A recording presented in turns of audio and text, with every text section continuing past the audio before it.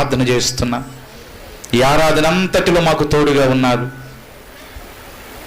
ఇచ్చిన బలాన్ని బట్టి మీకు స్తోత్రాలు, ధైర్యాన్ని బట్టి స్తోత్రాలు, స్వస్థతను బట్టి స్తోత్రాలు, అభిషేకించినటువంటి విధానమును బట్టి మీకు స్తోత్రాలు. ప్రతి ఒక్కరి హృదయాలలో, గుండెలలో ఉన్నటువంటి బరువెక్కిన బాధ నుంచి విడుదల ఇచ్చినందుకై స్తోత్రాలు. నేనున్నానని ధైర్యం చెప్పిన దేవా నీకు స్తోత్రాలు. నేను నీకు తోడుగా ఉన్నానని ధైర్యం చెప్పిన దేవా నీకు స్తోత్రాలు. నా తోడు ఎప్పటికీ నీకు ఉంటుందని బలపరిచినటువంటి దేవా నీకు స్తోత్రాలయ్యా. ఆ మాటలను మా హృదయంలో ఉంచుకొని ప్రభు నడవగలిగిన కృప దయచేయండి, కొనసాగలిగిన కృప దయచేయండి. దీవించండి, ఆశీర్వదించండి, బలపరచండి, మేలులతో తృప్తిపరచండి అయ్యా. జీవము కలిగిన ఈ మాటలు మేము ధ్యానం చేస్తున్నాం. బండలను బద్దలు చేసే జీవము కలిగిన నీ మాటలు ధ్యానం చేస్తున్నాం. ఇంకే తేనె దార కంటే మధురమైన నీ మాటలను ధ్యానం చేస్తున్నాం. వాటి ద్వారా ఆదరణ కలగజేయండి, నెమ్మదిని కలగజేయండి, సమాధానమును కలగజేయండి, జీవమును కలగజేయండి. నిద్ర శక్తులు దూరపరచబడాలి, అంధకార శక్తులు దూరపరచబడాలి, చీకటి పరిస్థితులు దూరపరచబడాలి. నీ వాక్యమందు మాత్రమే మా లక్ష్యము నుంచి వాటి ప్రకారం నడిచే కృప దయచేయండి. పరిశుద్ధుడా నీకు వందనాలు, మహిమోన్నతుడా నీకు స్తోత్రాలు, మహాగణుడా మీకు వందనాలు చెల్లిస్తున్నాను. ఈ వాక్యముతో నన్ను ధైర్యపరచి, బలపరచి, స్థిరపరచి, ఆధ్యాత్మిక భక్తి జీవితంలో స్థిరపరిచి ముందుకు నడిపించి మీరే సమస్త మహిమ, ఘనత, ప్రభావములు పొందమని మమ్మల్ని అందరూ కూడా బలపరిచి ముందుకు నడిపించున్నాను. యేసయ్య సర్వశక్తి కలిగినటువంటి నామమున ప్రార్థనకి వేడుకొనుచున్నాము తండ్రి. ఆమేన్. హల్లెలూయా, హల్లెలూయా. మంచిదండి. ప్రభు వారి ఇప్పటి వరకు కూడా రీతిగా బలపరిచినందుకై మరొకమారు ప్రభు నామానికి వందనాలు తెలియపరుస్తూ నేటి దినము కొరకై సిద్ధపరచబడినటువంటి లేఖన భాగములను మనం ధ్యానం చేసుకుందాం. 34వ కీర్తనలో 19వ వచనాన్ని మనం చదువుదామండి.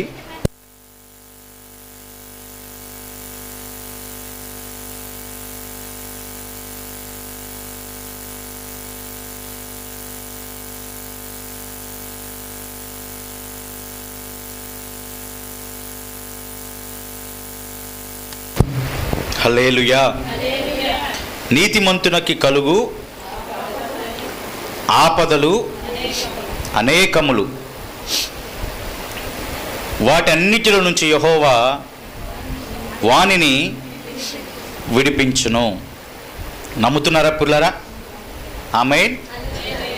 నీతిమంతునకు వచ్చేటటువంటి ఆపదలు అనగా అగచాట్లు.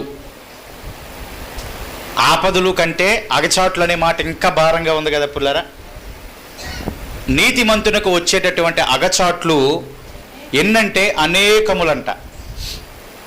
దినదినము పరిస్థితిని బట్టి, ప్రతి మాసము పరిస్థితులను బట్టి ఆ నీతివంతమైనటువంటి జీవితాన్ని జీవించడానికి ఎందరైతే ఇష్టపడుతూ ఉంటారో వారందరికీ అనేక రూపాల్లో అగచాట్లు వస్తాయి, అనేక రూపాల్లో ఆపదలు వస్తాయి. అయినను దేవుడు వాక్యం సెలవిస్తూ ఉంది, వాటన్నిటిలో నుంచి ఆయనే మనల్ని విడిపిస్తారంట. ఆమేన్.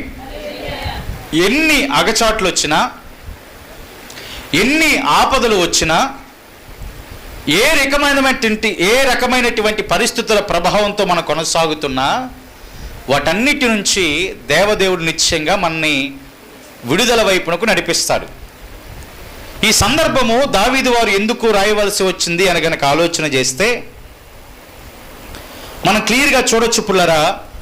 ఆ 34వ కీర్తన బిగినింగ్లోనే దావీదు అబీమెలెకు ఎదుట వెర్రివాని వలె ప్రవర్తించి అతని చేత తోలి వేయబడిన తరువాత రచించినటువంటి కీర్తన ఈ కీర్తన.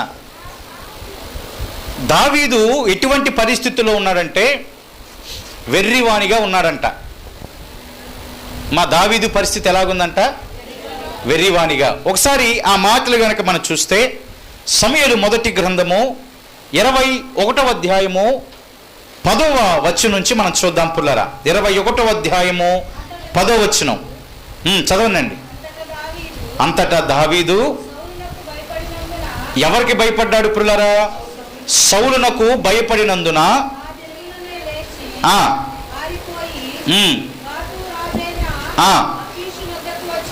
ఆకీషు వద్దకు వచ్చెను. సేవకులు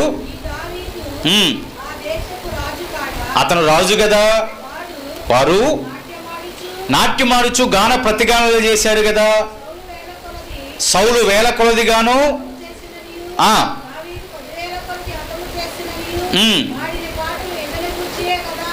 అని రాజుతో మాట్లాడారు పుల్లరా. ఏమని మాట్లాడారంటే, ఇతనే కదా వేల కొలదిగా 10,000 కొలదిగా శత్రులను హతము చేసినటువంటి వాడు, ఈయనే కదా అని అతన్ని బట్టి రాజుతో దావీదుని బట్టి రాజుతో చెప్తూ ఉంటున్నటువంటి మాటలు పుల్లరా. అవి చాలా గొప్ప సంగతి జరిగింది అక్కడ. అయితే దావీదు ఏం చేశారంటే, ఈ మాటలు తన మనసులో ఉంచుకున్నాడు.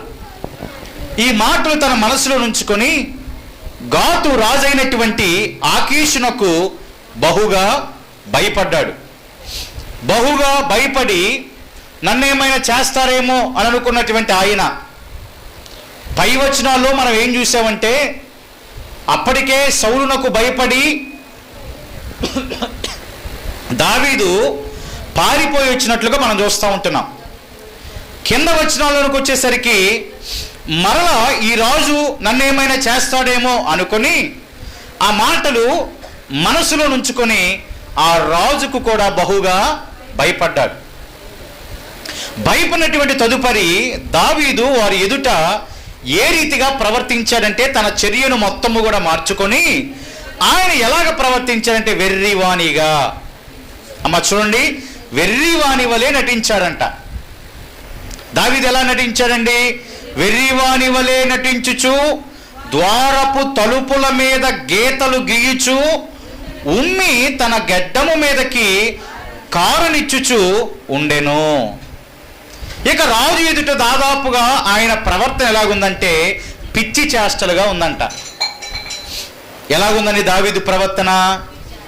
పిచ్చిగా ఉంది. ఒకసారి దావీదు జీవితాన్ని ఒకసారి ఆలోచన చేయండి. దావీదు పరిస్థితులను ఒకసారి ఆలోచన చేయండి. ఇక్కడే దావీదుని బట్టి రాయబడుతున్న శ్రేష్టమైన మాట, దావీదు 10,000 కొలది శత్రువులను హతము చేసినటువంటి వాడు, ధైర్యవంతుడు, బలవంతుడు, దేవుణ్ణి ఆధారము చేసుకున్నటువంటి మనుష్యుడు ఆయన. అయితే అతనిలోనికి ఏమొచ్చిందంటే పుల్లరా, భయం వచ్చింది. ఒకవేళ సౌలు ఏమైనా చేస్తాడేమో అనే భయముతో, ఆకీషు రాజు ఏమైనా చేస్తాడేమో అనేటటువంటి భయముతో బహుగా భయపడినటువంటి ఆ మనుష్యుడు తన యొక్క చర్యను మొత్తము కూడా ఆ సమయంలోనే మార్చుకోవటం ప్రారంభం చేశాడు. ఎలాగంట? వెర్రివారిగా నటించాడు. తలుపుల మీద పిచ్చి పిచ్చిగా గీతలు గీశాడు. పిచ్చి వాళ్ళు ఉమ్మి వదులుతూ ఉంటారు కదా పుల్లరా, తన గడ్డము మీదకి కారునట్లుగా ఉమ్మిని కూడా కారనిచ్చుచూ వచ్చుచూ పిచ్చి చేష్టలు చేస్తున్నాడు. ఎవరు? దావీదు. మరి దేవుని యొక్క సంకల్పంలో దావీదు ఎలా ఉండాలని దేవుని సంకల్పమై ఉందంటే, ఒక ఉన్నత స్థానంలో ఉండాలని, ఒక ఉన్నత స్థానంలో నిలబెట్టాలని, ఉన్నత కృపను పొందుకొని దావీదుని నడిపించాలి అనే ఆలోచనతో ఒకవైపున దేవదేవుడు ఉన్నాడు. అయితే అతనిలోనికి పరిస్థితిని బట్టి ఏమి వచ్చేసిందంటే భయం వచ్చింది. పరిస్థితిని బట్టి, సంఘటన బట్టి భయం వచ్చింది. ఆ భయమే అతని చర్యను మార్చేటట్లుగా చేసింది పుల్లారా. ఆ భయమే అతని ప్రవర్తనను మార్చేటట్లుగా చేసింది. ఆ భయమే అతని ఆలోచనను మార్చేటట్లుగా చేసింది. ఇదే మాట మనకు కూడా అప్లై అయ్యిద్ది. ఎప్పుడైతే మనము భయపడుతూ ఉంటామో, భయపడినప్పుడు మన ఆలోచన, స్వభావము, ధోరణి మొత్తం కూడా మారిపోయిద్ది. ఎప్పుడైతే భయం వచ్చేసి లోపల తిష్ట వేస్తుందో అప్పటి వరకు ఉన్నటువంటి ధైర్యం అంతా కూడా పోవటానికి అవకాశం ఉండిద్ది, బలమంతా పోవటానికి అవకాశం ఉండిద్ది. నిజంగా ఆ సమయాల్లో సందర్భాలలో ఎలాగ ప్రవర్తిస్తామో కూడా మనకు తెలియదు, ఎలాగ మనము ఆలోచిస్తామో కూడా తెలియదు.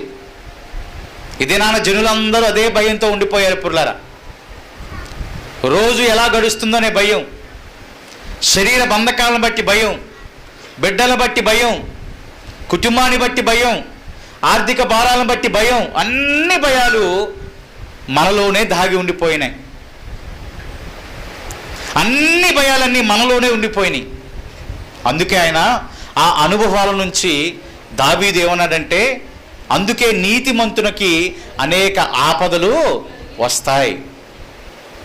ఆ అనుభవాల నుంచే రాశాడు ఇక్కడ, నీతిమంతుడిగా జీవించడానికి ఇష్టపడినటువంటి నీకే మనకే అనేక అగచాట్లు, అనేక ఆపదలు వస్తాయి. కానప్పుడు భయపడకుండా దేవదేవుని గనక ఆశ్రయిస్తే, దేవదేవుని గనక మనము ఆశ్రయించగలిగినట్లయితే నిశ్చయముగా వాటన్నిటి నుంచి ఆయన మనల్ని విడుదల వైపునకు నడిపిస్తాడు. ఇప్పుడు దావీదు ప్రవర్తన ఏంటంటే, ఎలాగైనా రాజు యుద్ధ నుంచి బయటకు రావాలి. ఎందుకంటే భయము, ఆందోళన అతనిలోనికి వచ్చేసింది కాబట్టి అతని వలె అతని ఎదుట వెర్రివాణిగా, పిచ్చివాణిగా, పునరా తలుపుల మీద ఏదో పిచ్చి గీతలు రాసేటటువంటి వ్యక్తిగా తన చర్యను మార్చుకున్నాడు భయము రావటాన్ని బట్టి. లేఖనం మాట్లాడుతూ ఉంది. 118వ కీర్తన ఒకసారి గనక మనం చూస్తే పుల్లరా, 118వ కీర్తనలో రాయబడుతున్నటువంటి మాటల క్రమాన్ని గనక మనం చూస్తే 8-9 వచనాల్లో రాయబడుతుంది కదా, మనుషులను నమ్ముకొనుట కంటే యెహోవాను ఆశ్రయించుట మేలు. దేవునికి మహిమ కలుగును గాక. రాజులను నమ్ముకొనుట కంటే యెహోవాను ఆశ్రయించుట. చూడండి, ఆ బలహీన సందర్భాలలో, ఆ ధైర్యము పోయినటువంటి సందర్భాలలో, ఆ భయము ఉన్నటువంటి సందర్భాలలో లేఖనం స్పష్టంగా మాట్లాడుతూ ఉంది. ఏమాత్రము భయపడకుండా, ఏమాత్రము కూడా పిచ్చివాని వలె ఉండకుండా మాట్లాడుతూ ఉంది, ఆయనను ఆశ్రయించాలి అని. రాజులను ఆశ్రయించొద్దు, మనుషులను ఆశ్రయించొద్దు. రాజులను నమ్మొద్దు, మనుషులను నమ్మొద్దు. చూడండి పిల్లరా, ఏమంటుంది లేఖనం? ఎవరిని కూడా నమ్మొద్దు. ఎవరు నమ్మమంటుంది? దేవుణ్ణే. దేవునికి స్తోత్రం కలుగును గాక. ఎవరిని నమ్మమంటుంది లేఖనం? చూడండి, రాజులను నమ్ముతావేమో వద్దు, మనుషులను నమ్ముతావేమో వద్దు, అధికారులను నమ్ముతావేమో వద్దు. ఎవరిని నమ్ము, ఎవరిని ఆశ్రయించమంటుందంటే లేఖనము యెహోవాను. అందుకే అనేక ఆపదలు వచ్చినా ఆ యెహోవా మాత్రమే వాటన్నిటి నుంచి మనం ఏం చేస్తాడు? విడిపిస్తాడు. ఆమేన్. దేవదేవుడు మాత్రమే ఆ ఆపదల నుంచి విడిపిస్తాడు.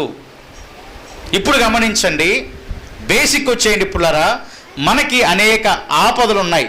మనం బయటికి చెప్పకపోయినా, ఎదుటివారితో మన కష్టాలు పంచుకోకపోయినా ప్రతి ఒక్కరి జీవితంలో ఉంటాయండి, ప్రతి ఒక్క కుటుంబంలో ఉంటాయండి. కొన్ని బయటికి చెప్పుకుంటాం, కొన్ని బయటకు ఏమాత్రం కూడా చెప్పుకోలేం. ఆ సమయంలో మౌనముగా మనము మన దేవునికి గనక ఆ ఆపదను విన్నవించుకుంటే, మన దేవుని గనక ఆ కష్టమును, బాధను విన్నవించుకుంటే నిత్యముగా వాటి అన్నిటి నుంచి ఆయన మనలందరినీ కూడా విడుదల వైపునకు నడిపిస్తాడని లేఖనాలు చాలా స్పష్టంగా మాట్లాడుతుంటున్నటువంటి విషయాలు మనము చూడొచ్చు ఇక్కడ. అయితే కొన్ని పరిస్థితులను, కొన్ని వచనాలను మనము ధ్యానం చేసుకుందాం పిల్లరా.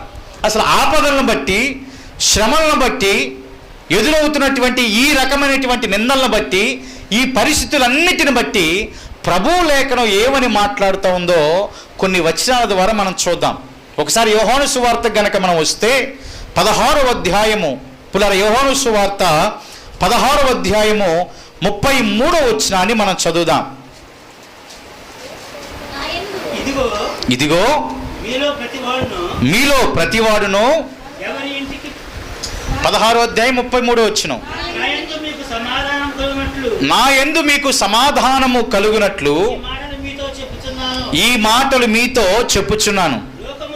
చూడండి, లోకములో అమ్మ ఏమని చెప్తుంది లేఖనం?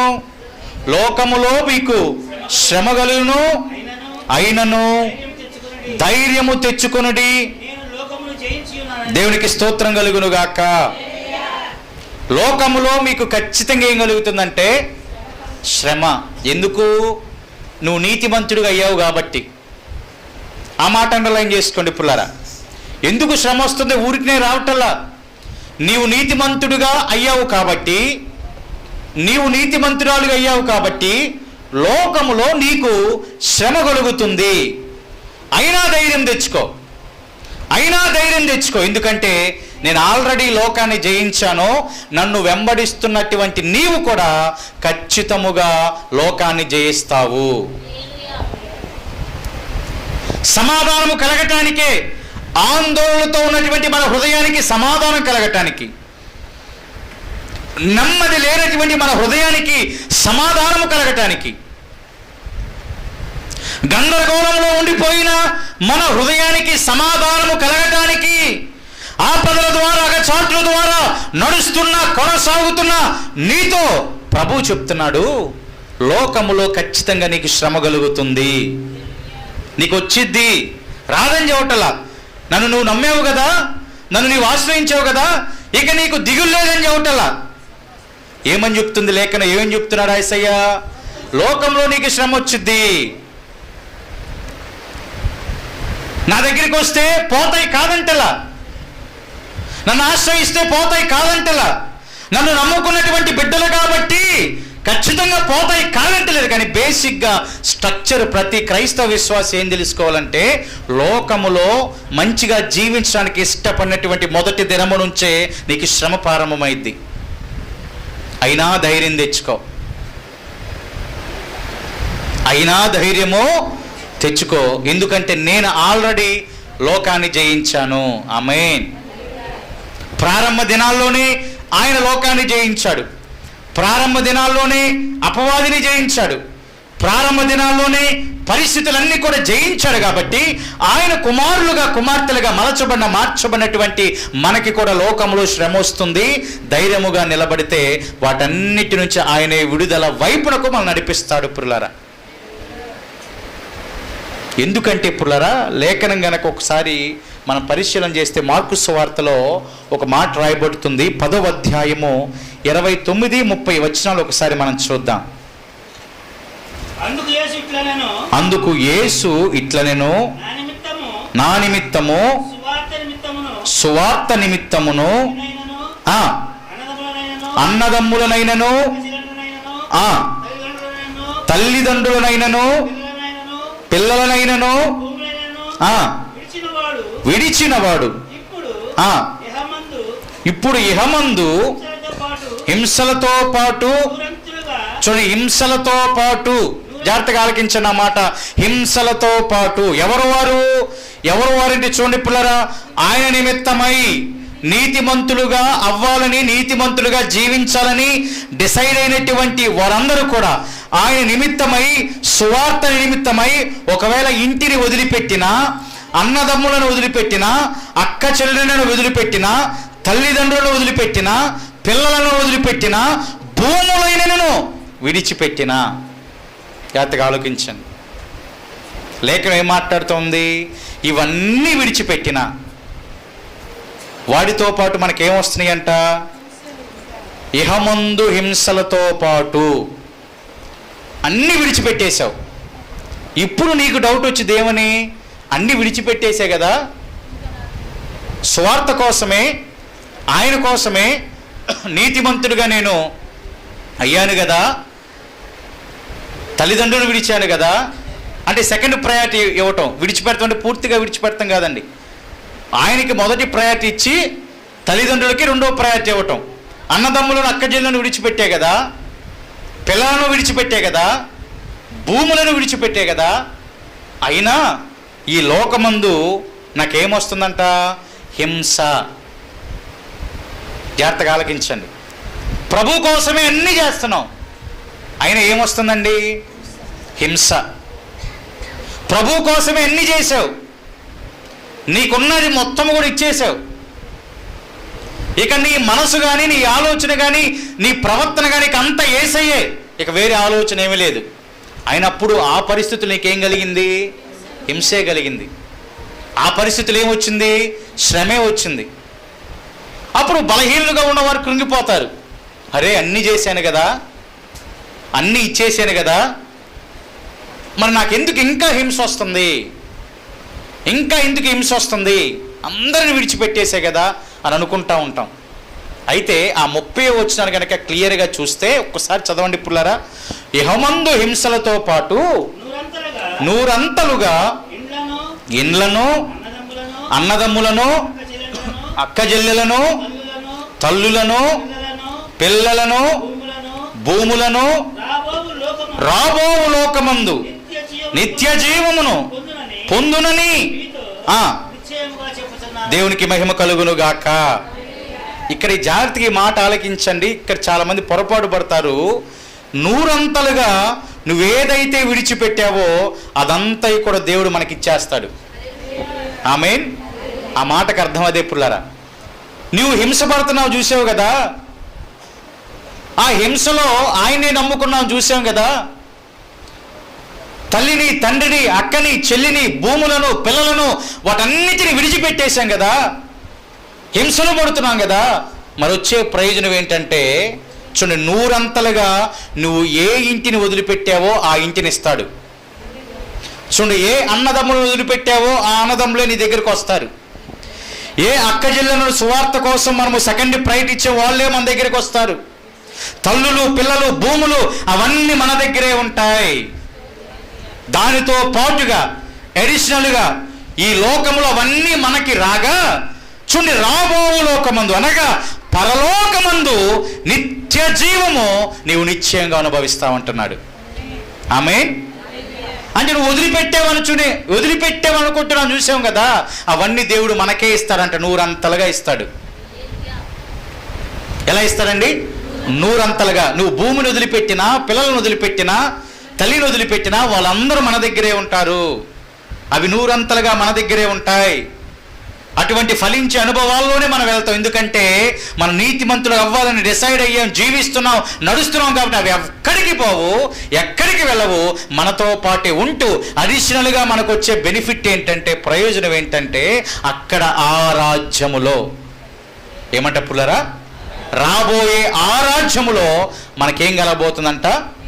నిత్య జీవము. దేవునికి మహిమ కలుగునుగాక. ఈ లోకమందు ఒకవేళ మనకు శ్రమ వచ్చినా, అన్ని పోయినా, మళ్ళీ అవన్నీ మన దగ్గరికే వస్తాయి. దానితో పాటుగా నిత్య జీవమును దేవుడు నీతి మంతులకు అనుగ్రహించబోతున్నాడని మనం గమనించాలి. పోయేది ఏమీ లేదు పుల్లరా, అంతా రావటమే, రాబడే, పోయేదేమీ లేదు. ఇక్కడ పోయినట్లు మనకు అనిపించిన నూరంతలుగా ఇవ్వటానికి సమర్థుడు మన దేవుడు. ఆమేన్. నిత్య జీవమును ఇవ్వటానికి సమర్థుడు మన దేవుడు. హల్లెలూయా, హల్లెలూయా. ఏ రీతిగా నా ఉదయమును నీ ఆత్మతో దీవించితివో,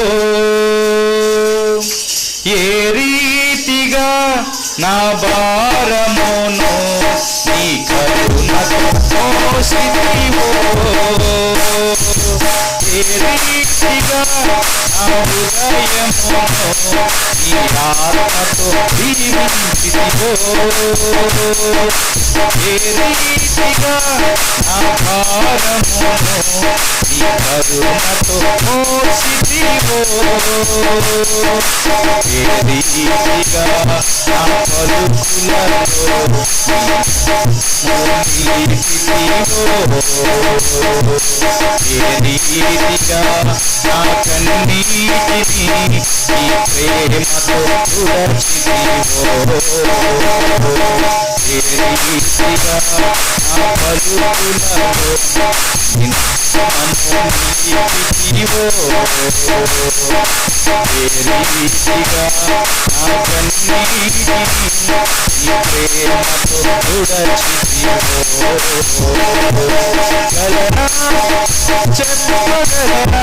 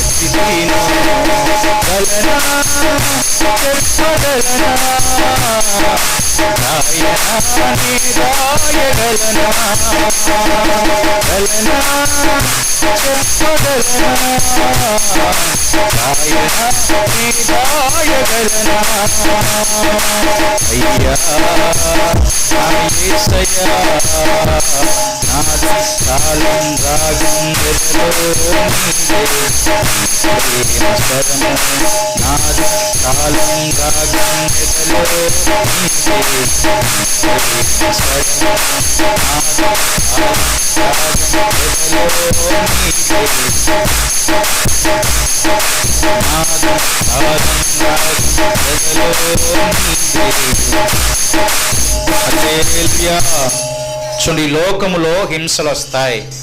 హింసలతో పాటుగా నూరంతలుగా కోల్పోయిన వాటిని కూడా ప్రభు మనకిస్తాడు. ఖచ్చితంగా నిత్య జీవములో మనము ఉంటామండి.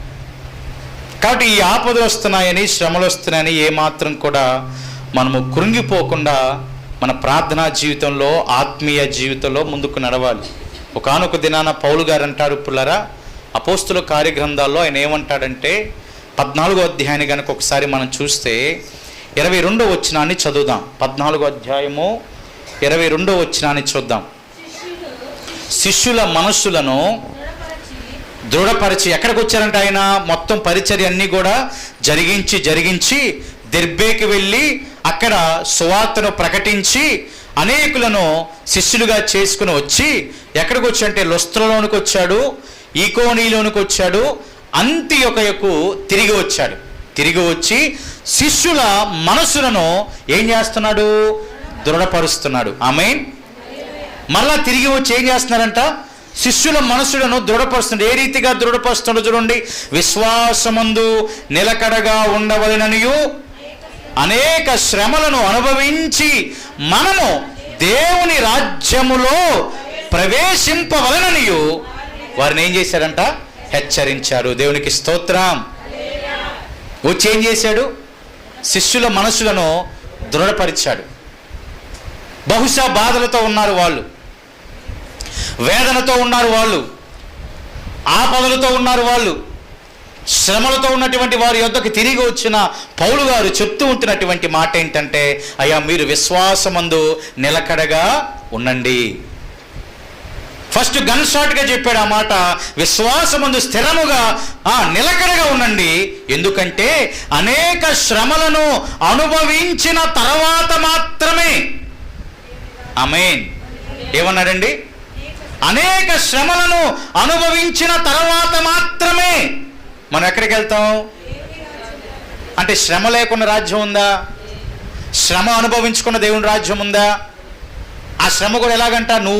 ఎలాగంట? హింసతో వచ్చేసింది. ఆయనను స్థిరముగా ఉండండి, ఆయనను స్థిరముగా ఉండండి. శ్రమ తర్వాత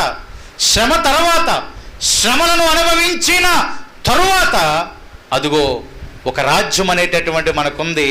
ఆ రాజ్యములో మనం ప్రవేశించబోతున్నాం. కాబట్టి ఆ రాజ్యము కోసం మీరు కనిపెట్టున్నానని వారిని హెచ్చరించాడు. పురులారా, హెచ్చరించాడు వాళ్ళని. వస్తాయి, వచ్చినప్పుడు పడిపోవద్దు, నిరాశ చెందొద్దు, నిట్టూర్పు చెందొద్దు. శ్రమలను అనుభవించిన తరువాత అదిగో నిశ్చయముగా ఆ నిత్య రాజ్యంలోనికి మనము, ఎందుకంటే వాటన్నిటిని ఆయనే తీసేస్తాడు కదా. కలిగే ఆపదలన్నిటి నుంచి ఏం చేయబోతున్నాడు? ఆయన విడిపించబోతా ఉన్నాడు. ఎందుకంటే ఆయన మనం ఆశ్రయించాం. నరులను ఆశ్రయించలేదు కదా, రాజులను ఆశ్రయించలేదు కదా, మనుషులను ఆశ్రయించలేదు కదా, ఆయనను ఆశ్రయించాము. కాబట్టి ఆ శ్రమల తర్వాత మనకి ఏదైతే పోగొట్టుకున్నామో వాటన్నిటిని తిరిగి ఇచ్చి నిత్య రాజ్యములోనికి మనకి నిత్యముగా ప్రవేశమును మన దేవుడు మనకి ఇవ్వబోతా ఉన్నాడు. కాబట్టి ధైర్యముతో మనము కొనసాగవలసినటువంటి అవసరం ఎంతైనా ఉన్నదని లేఖనాలు మాట్లాడుతూ ఉన్నాయి. పౌలు గారు అంటాడు పుల్లరా, మరొక బలపరచబడేటటువంటి మాటలు గనక మనం చూస్తే తెస్సలోనికీయులకు రాసినటువంటి మొదటి పత్రిక 3వ అధ్యాయము పుల్లరా మొదటి వచ్చి నుంచి గనక మొదటి 4 వచనాలు గనక మనం చూస్తే అందులో ఆయన క్లియర్గా అంటాడు. చదవండి పుల్లరా ఒకరు.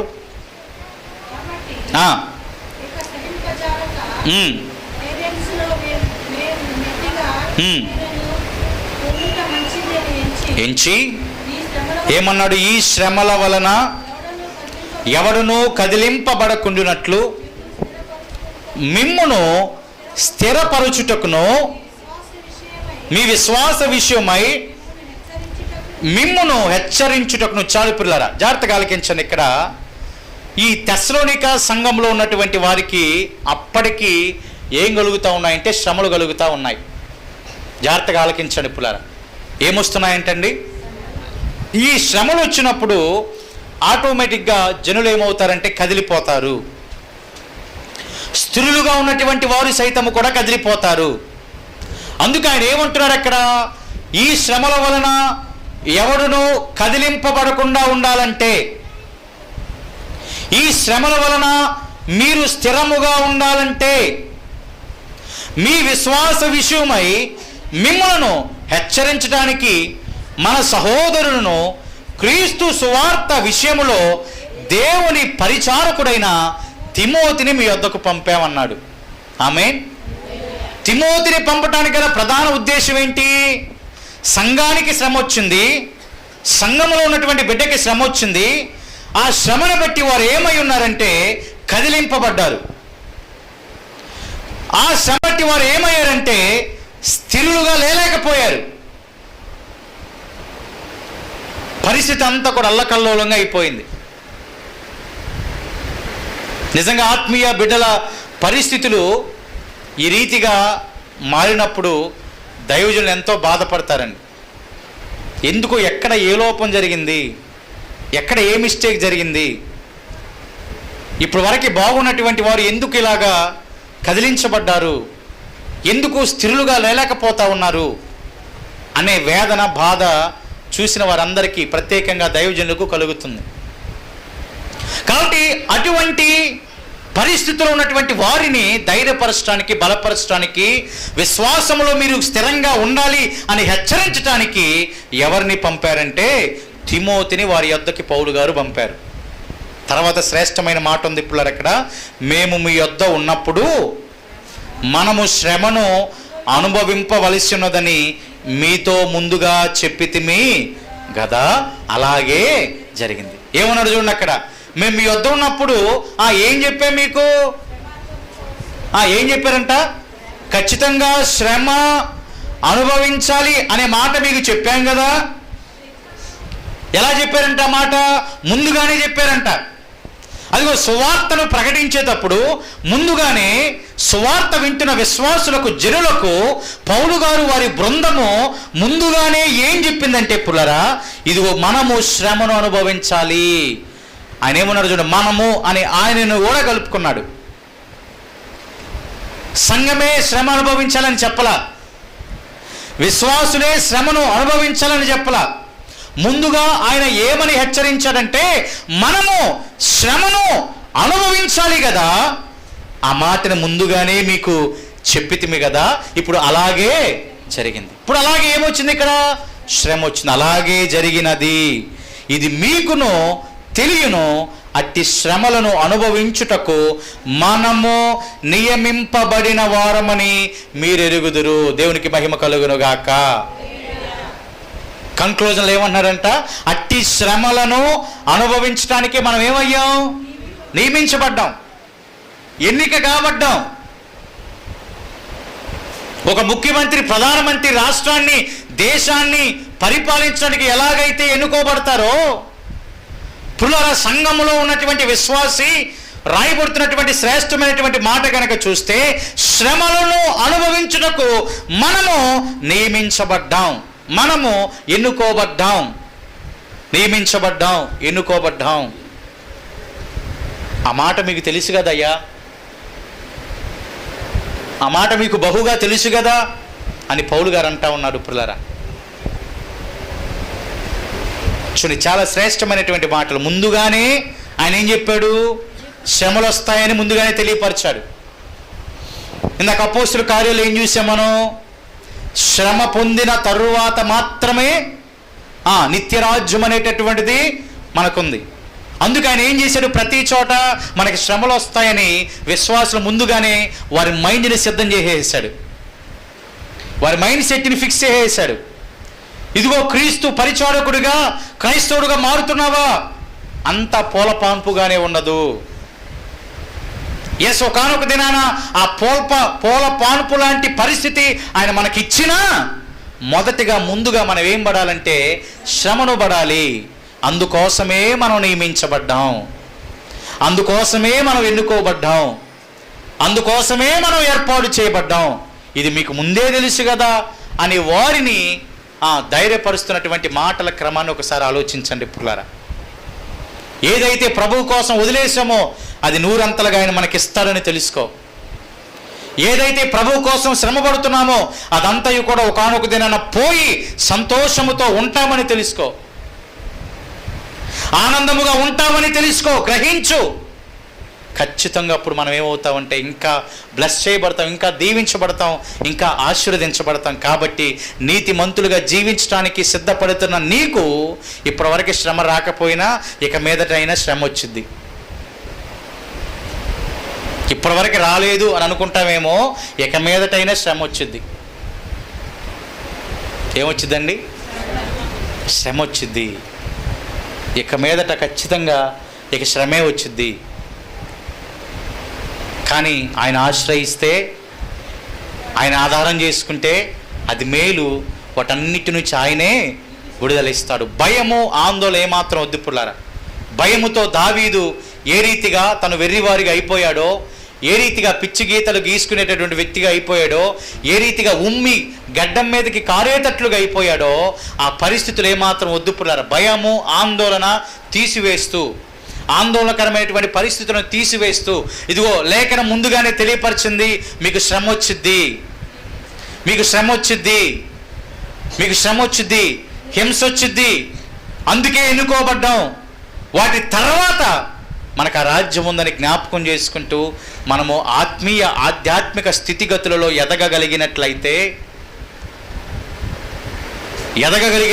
ఫలించగలిగినట్లయితే నిశ్చయంగా మన కోసము ఆయన ఆ రాజ్యంలో ఒక గృహాన్ని సిద్ధం చేశాడండి. ఆమేన్. ఏం చేశాడు? మన కోసం గృహాన్ని సిద్ధం చేశాడు. కాబట్టి ఆపదలు, శ్రమలు, నిందలు, ఇరుకులు, అవమానాలు, భరించలేని హింస. కొంతమంది అంటారు, వారి మాటలు భరించలేకపోతున్నానయ్యా. నువ్వు భరించడానికే ఏర్పాటు చేయబడ్డావు. అర్థమైందండి? వారు అంటారు అట్టాగే, నువ్వేమవ్వాలి? మరి నువ్వు ఎందుకు ఇక్కడ కూర్చోబెట్టింది? చక్కగా ఆదివారం చేపలు పడటానికి వెళ్ళొచ్చుగా కదా పుల్లారా. నువ్వెందుకు ఇక్కడ కూర్చోబడిందంటే ఆ మాటలు భరించడానికే. ఆ నిందలు తట్టుకోలేకపోతున్నానయ్యా, తట్టుకోవడానికే నేను ఎన్నుకుంది ఇక్కడ. లేఖనం మాట్లాడుతూ ఉంది కదా పుల్లారా, అవమానాలు తట్టుకోలేకపోతున్నానయ్యా. తట్టుకుంటామనే ప్రభు నిన్ను నిలబెట్టాడు, ఏర్పాటు చేసుకున్నాడు. ఆర్థిక భారాలు తట్టుకోలేకపోతున్నానయ్యా, నువ్వు తట్టుకోగలవు, అందుకే ప్రభు నిన్ను ఇక్కడ నిలబెట్టాడు, ఏర్పాటు చేశాడు. ఆమేన్. కాబట్టి ముందుగానే పౌలు సంఘానికి చెప్పాడు శ్రమ వచ్చిద్దని, ముందుగానే పౌలు గారు విశ్వాసికి చెప్పాడు శ్రమ వచ్చిద్దని. ఆ తర్వాతే ఏదైనా ఆ శ్రమ తర్వాతే ఉందని జ్ఞాపకం చేసుకో. దీవెనంతా దేని తర్వాత అంట? శ్రమ తర్వాతే. దీవెనంతా దేని తర్వాత? హింస తర్వాతే. హింస తర్వాతే, నింద తర్వాతే, శ్రమ తర్వాతే మనకి మంచి బ్లెస్డ్ లైఫ్ని దేవదేవుడు మనకి ఇవ్వబోతున్నాడు. కాబట్టి నిత్యరాజ్యంలో ఆయనతో పాటు కలిసేటటువంటి గొప్ప అనుభూతితో మనందరినీ కూడా ముందుకు నడిపించబోతున్నాడు. కాబట్టి కాబట్టి ఆ రీతిగా మన ప్రవర్తన ఉండినట్లుగా భయము చెంతకు చేరకుండా విశ్వాసముతో స్థిరపరచడానికి తిమోతి ఎలాగైతే ఆ సంఘం దగ్గరికి వచ్చాడో, మీ యొద్దకి దైవజనులు వస్తారు, లేఖనం వచ్చింది, వాక్యం వచ్చింది, అన్నీ మిమ్మల్ని బలపరిచేటటువంటి విధానంలో ఉంటాయి. కాబట్టి వాటిని బట్టి మనం బలపరచబడుతూ స్థిరపరచబడుతూ ఆ శ్రమను ఎదుర్కొంటూ ధైర్యముగా ముందుకు నడిచేటటువంటి గొప్ప విశ్వాసిగా నూతన యెరూషలేము విశ్వాసి అవునుగాక. దేవుడి మాటలను దీవించునుగాక. ప్రార్థన చేద్దాం. విత్తబడినటువంటి వాక్కును బట్టి ప్రార్థన చేద్దాం. దేవదేవుడు మనతో మాట్లాడిన ప్రతి శ్రేష్టమైన మాటని జ్ఞాపకం చేసుకుందాం. ప్రార్థన చేద్దాం. ప్రార్థనలో ముందుకు కొనసాగుదాం. ప్రభునకు ప్రార్థన చేద్దాం. ప్రభునకు ప్రార్థన చేద్దాం. మన కోసమే మాట్లాడాడు. అమ్మా, నీకు శ్రమలు వస్తున్నాయి, ఎందుకంటే నీవు నీతిమంతుడుగా ఉన్నావు, నీతిమంతురాలుగా ఉన్నావు. నీకు హింస వచ్చింది ఖచ్చితంగా. అయిన వారే నిన్ను హింసిస్తాడు మాటలతో, అయిన వారే నిందలు వేస్తారు, అయిన వారే అవమానాలతో దూషిస్తారు. అయినా ధైర్యంగా నిలబడు, అయినా ధైర్యంగా నిలబడు. మనుషులు నమ్ముకొనకుండా, రాజులు నమ్ముకొనకుండా ఆయన ఆశ్రయిస్తే, ఆయన శరణు వేడుకుంటే నీకు ధైర్యాన్ని ఇప్పుడే ఇవ్వబోతున్నాడు. ఆపదలన్నిటి నుంచి, అగచాట్లన్నిటి నుంచి ఆయన విడుదల ఇవ్వబోతా ఉన్నాడు. అందుకోసం నువ్వు పిలువబడ్డావు, అందుకోసం మనం ఏర్పాటు చేయబడ్డాం. ఆ పిలుపును గ్రహించిన నీవు, ఆ చిత్తమును గమనించిన నీవు ఏమాత్రం అధైర్యపడక, భయపడక ధైర్యముగా మనం విశ్వాసంలో స్థిరులుగా కొనసాగునట్లుగా ప్రభు సహాయం కోసం ప్రార్థన చేద్దాం. ప్రార్థన చేద్దాం. సహాయం కోసం ప్రార్థన చేద్దాం. ప్రార్థన చేద్దాం. ఎవరు మనుగుండదు. ప్రార్థన చేద్దాం. ప్రార్థన చేద్దాం. ఆయన సహాయం కోసం ప్రార్థన చేద్దాం. ఆయన సహాయం కోసం ప్రార్థన చేద్దాం. కరుణించే దేవుడు ఆయన, కాపాడే దేవుడు ఆయన, నిందల నుంచి, అవమానాల నుంచి దూరపరిచే దేవుడు ఆయన, శ్రమల నుంచి దూరపరిచే దేవుడు ఆయన. ప్రార్థన చేద్దాం. ప్రార్థన చేద్దాం. అయ్యా, ధైర్యంగా నిలబడిన శక్తి నాకు ఇవ్వవా, ధైర్యముగా ఉండే శక్తి నాకు ఇవ్వవా, ధైర్యముగా వీటిని ఎదుర్కోగలిగినటువంటి కృప దయచేయవా, ధైర్యంగా ఉండగలిగినటువంటి శక్తి నాకు దయచేయవా. ప్రభుని అడుగుదాం. ప్రభుని అడుగుదాం. అడిగితే ఇవ్వటానికి ఆయన సిద్ధంగా ఉన్నాడు. ఇవ్వటానికి ఆయన సిద్ధంగా ఉన్నాడు. ఇవ్వటానికి ఆయన సిద్ధంగా ఉన్నాడు. ఇవ్వటానికి ఆయన సిద్ధంగా ఉన్నాడు. ఏమాత్రం అధైర్యపడద్దు. ఏమాత్రం అధైర్యపడద్దు. ఏమాత్రం అధైర్యపడద్దు. ప్రార్థన చేద్దాం. ప్రార్థన చేద్దాం. ప్రార్థన చేద్దాం. ప్రార్థన చేద్దాం. స్తోత్రం, స్తోత్రం, స్తోత్రం, స్తోత్రం, స్తోత్రం, స్తోత్రం, స్తోత్రం. ధైర్యం ఇచ్చే దేవుడు ఆయన, శ్రమ నుంచి విడుదల ఇచ్చేటటువంటి దేవుడు ఆయన. స్తోత్రం, స్తోత్రం, స్తోత్రం, స్తోత్రం, స్తోత్రం, స్తోత్రం, స్తోత్రం, స్తోత్రం. ప్రార్థన చేద్దాం. కృంగిపోక, నిరాశపడక, నిట్టూర్పు విడవక. స్తోత్రం, స్తోత్రం, స్తోత్రం, స్తోత్రం, స్తోత్రం, స్తోత్రం, స్తోత్రం, స్తోత్రం, స్తోత్రం, స్తోత్రం, స్తోత్రం, స్తోత్రం, స్తోత్రం, స్తోత్రం, స్తోత్రం.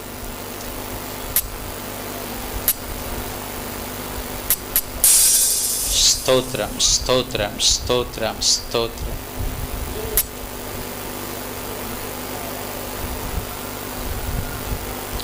దేహమందు గాయమైతే కుదుట పడును కదా, గుండె గాయము గురుతు పట్టిన నరుడు లేడు కదా.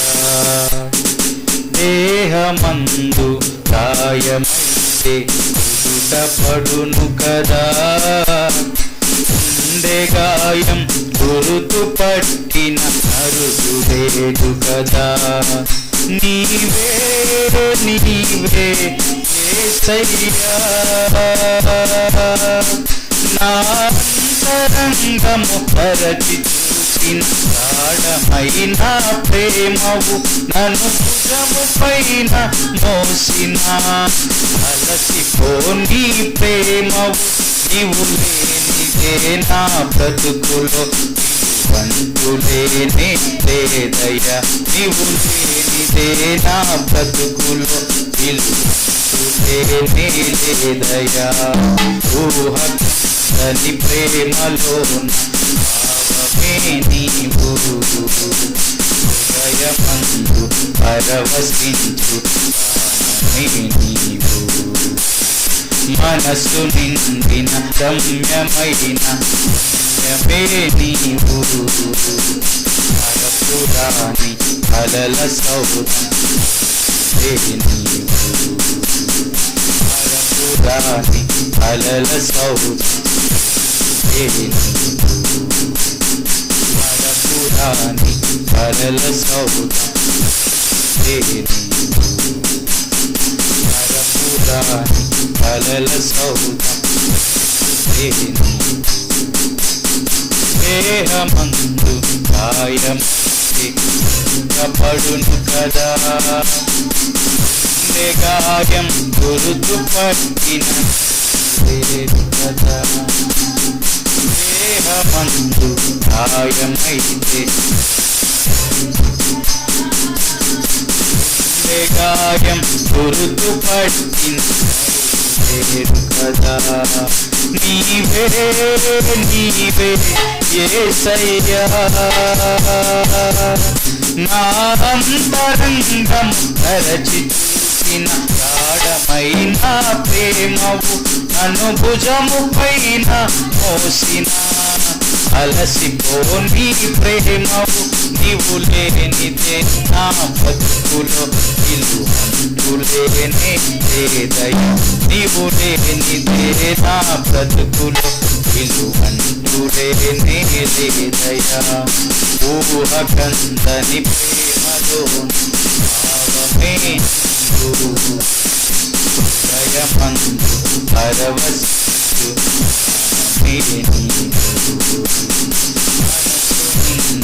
రమ్యమైన నీవు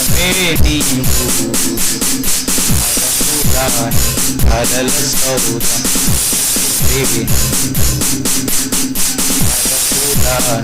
కలల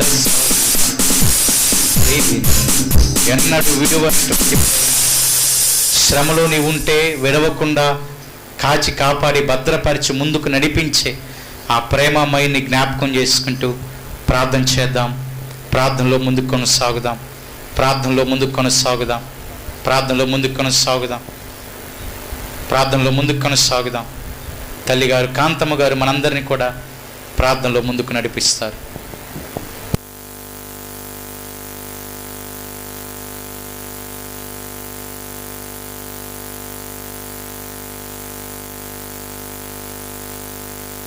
ప్రార్థనతో ఆశీర్వాదాలతో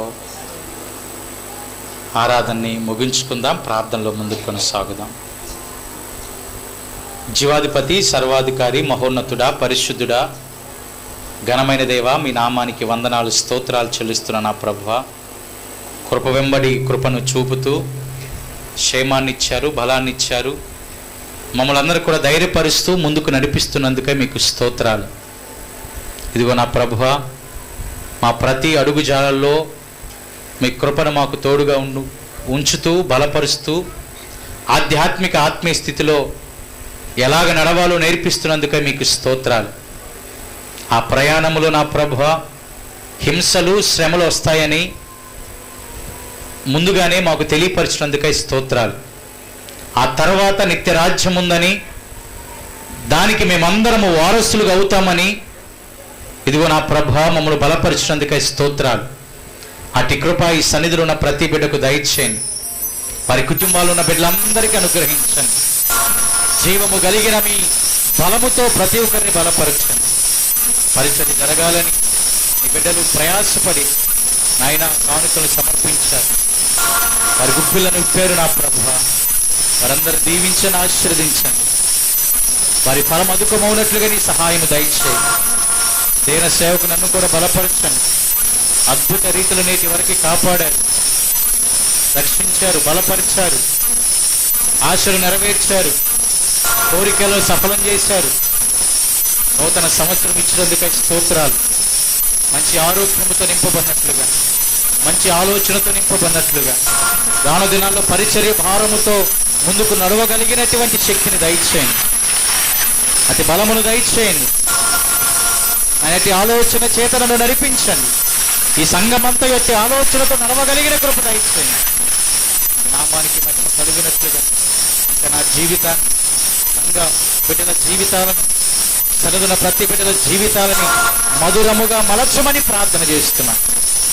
ఈరోజు జరగబోతున్న వెరిఫికేషన్లో ఎందరైతే బిడ్డలు హాజరై ఉన్నారో వారందరికీ తోడుగా ఉండండి. సర్టిఫికేట్ వెరిఫికేషన్లో మంచిగా జరిగినట్లుగా సహాయం దయచేయండి.